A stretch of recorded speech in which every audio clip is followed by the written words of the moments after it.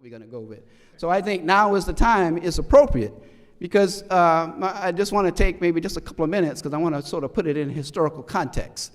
The first form of government that we had in the United States, the Articles of Confederation, all the powers rested with the states.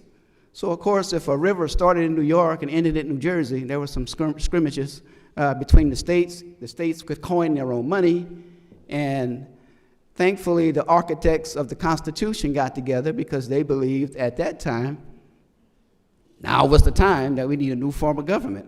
From that form of government, we got the federal Constitution, that the power is now concentrated at the federal level, and the states can have concurrent jurisdiction when the law warrants it.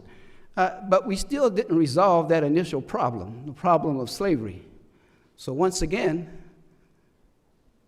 Abraham Lincoln and others, Frederick Douglass, decided that now was the time we had to remedy this once and for all.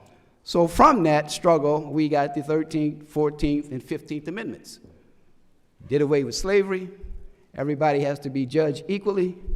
And now the new freed population got the right to vote. But it didn't last. Reconstruction ended. And for another 100 years, things reverted back to the way that it was. But 100 years later, a young preacher from Georgia moved to Alabama and decided now was the time. Now was the time. Now is the time to get America back on track to fulfill its mission as being that shining light up on the hill, why we have the Statue of Liberty. Now is the time to make real the promises of democracy to all the inhabitants of the United States. And so now here we are in present day. When Dr. King always looked for the federal government to get a solution to what was going on in the states, now it seems we may not have that avenue open to us anymore. So now is the time for us to look at other avenues. Maybe it's with the states.